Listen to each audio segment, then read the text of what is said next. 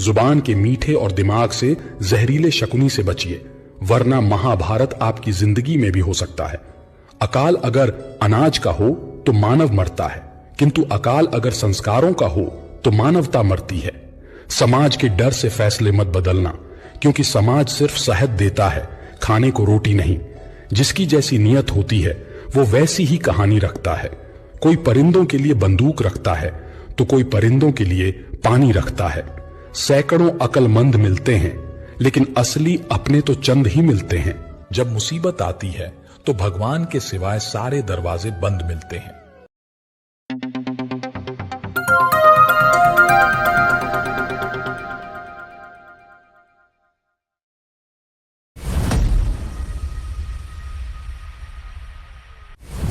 चौदह फरवरी 2019 एक ऐसा दिन जब पूरे भारत में मातम छा गया।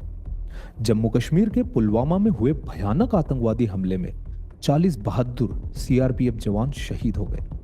आखिर उस दिन क्या हुआ था, इसके पीछे कौन था और भारत ने कैसे जवाब दिया? आइए जानते हैं पूरी कहानी।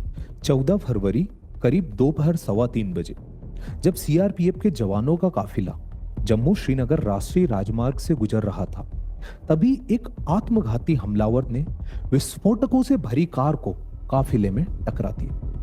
धमाका इतना भयानक था कि 40 जवान मौके पर ही शहीद हो गए और कई गंभीर रूप से घायल हुए। इस हमले के बाद पूरे देश में आक्रोश फैल गया। हर तरफ प्रदर्शन हुए, लोग सड़कों पर उतरे और शहीदों को श्रद्धांजलि दी गई। भारत सरकार ने इस हमले की कड़ी निंदा की और आतंकवाद के खिलाफ कड़े कदम उठाने का संकल्प लिया। पाकिस्तान पर कूटनीतिक दबाव बनाया गया और भारतीय सुरक्षा बलों ने आतंकवादियों को मुंह तोड़ जवाब दिया। February 14, 2019, a dark day in Indian history, a day when we lost 40 of our brave CRPF personnel in one of the deadliest terror.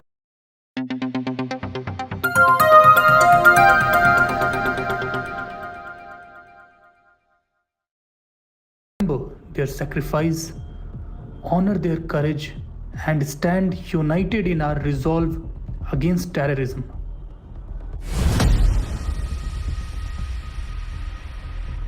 CRPF का काफिला सुबह 3:30 बजे जम्मू से श्रीनगर के लिए निकलता है और इस बार काफिला काफी बड़ा था क्योंकि जवान अपने घरों से छुट्टी के बाद लौटे थे। इस पूरे काफिले में टोटल 78 व्हीकल्स थे और 2547 जवान थे और एक काफिला नेशनल हाईवे 44 से गुजरने वाला था। रोड को सिक्योर करने की जिम्मेदारी दी गई थी रोड ओपनिंग पार्टी को, जिसे आप आरओपी के नाम से भी जानते हैं। जब भी सीआरपीएफ का कोई भी काफिला किसी ऐसे एरिया से निकलता है जहां पर आतंकवादी हमला होने की आशंका ज्यादा होती है, तो उस एरिया को रोड ओपनिंग पार्टी के द्वारा सिक्योर किया जाता है। सीआरपीएफ के इस काफिले का इंतजार कर रहे थे 2 आतंकवादी। ये भारत के ऊपर एक ऐसी चोट करना चाहते थे इसी दिन जिसे भारत कभी ना भूले। और इस पूरे इलाके में बहुत ज्यादा बर्फबारी हो रही थी, इसलिए 9 फरवरी को सीआरपीएफ का कोई भी काफिला NH-44 से नहीं गुजरा क्योंकि रोड्स ब्लॉक थे। इसीलिए इस हमले को अंजाम सीआरपीएफ का सबसे बड़ा काफिला इस एरिया से निकलने वाला है और एक ऐसे हमले को अंजाम दिया गया जो कि 30 साल में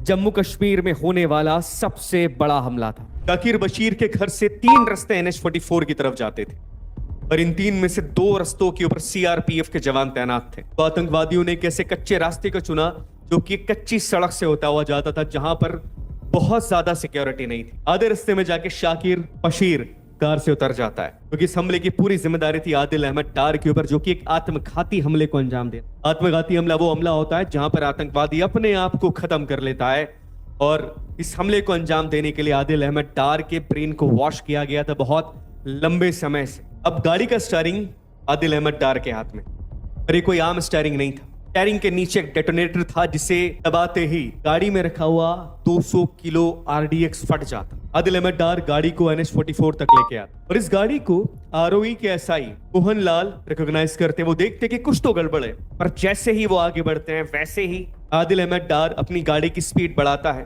और सीआरपीएफ के काफिले के 5वें व्हीकल को टक्कर मारता है। इस व्हीकल में हमारे देश के सीआरपीएफ के वीर जवान थे और डेटोनेटर को दबा देता है। इतना बड़ा धमाका होता है कि आसपास के घरों के कांच फूट जाते हैं और उस बस में सवार 40 सीआरपीएफ के जवान वीर गति को प्राप्त होते हैं। वहां का इतना भयावह था कि जवानों के शव शत विशत हो जाते हैं, उनके शरीर को पहचानना भी मुश्किल था। और हमले के कुछ समय बाद इस हमले की जिम्मेदारी लेता है जैश-ए मोहम्मद।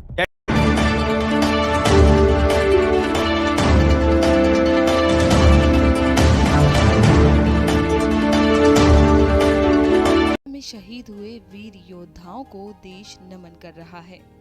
14 फरवरी 2019 को हुई पुलवामा घटना ने पूरे देश को झकझोर कर रख दिया था।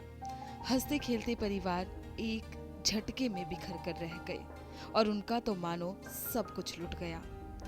भले ही आज उस घटना को 4 साल बीत गए हैं, लेकिन उस दिन की यादें उनके परिवार को भुलाए नहीं भूलती।